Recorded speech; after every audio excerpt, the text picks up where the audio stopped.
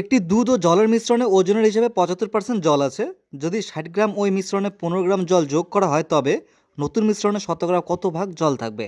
Option A 75, B 88, C 90, D 80।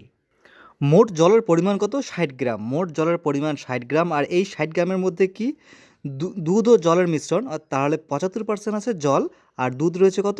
25। তাহলে আমি এই 75% হিসাবে এই 60 গ্রামে কত গ্রাম রয়েছে জল বের করি।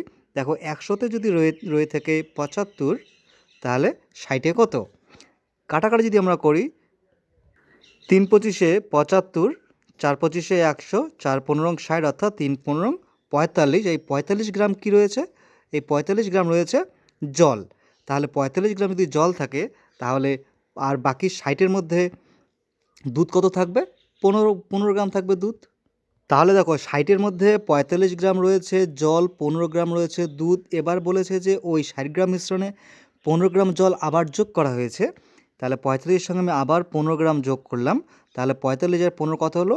60। শুধু এবার জলই হলো 60 গ্রাম, শুধু জলই হলো 60 গ্রাম। আর আমাদের যে দুধ সেটা 15 গ্রাম, তো 15 গ্রামই রয়েছে। এবার প্রশ্ন করেছে নতুন মিশ্রণে শতকরা কত ভাগ জল থাকবে। এই যে জল শতকরা কত থাকবে। টোটাল কত? 60 আর 15 কত? 75। টোটাল হচ্ছে 75। 75-এ জলের পরিমাণ কত? 60। এটাকে যদি আমি 100 দিয়ে গুণ করি উত্তর বেরিয়ে যাবে। তাহলে 100-তে কত? 3 পঁচিশে 75, 4 পঁচিশে 100, 3 কুড়ি 60, অর্থাৎ 4 কুড়ি 80। 80% কি নতুন জলের পরিমাণ কত মিশ্রণে? 80%। উত্তর হবে অপশান ডি, 80%।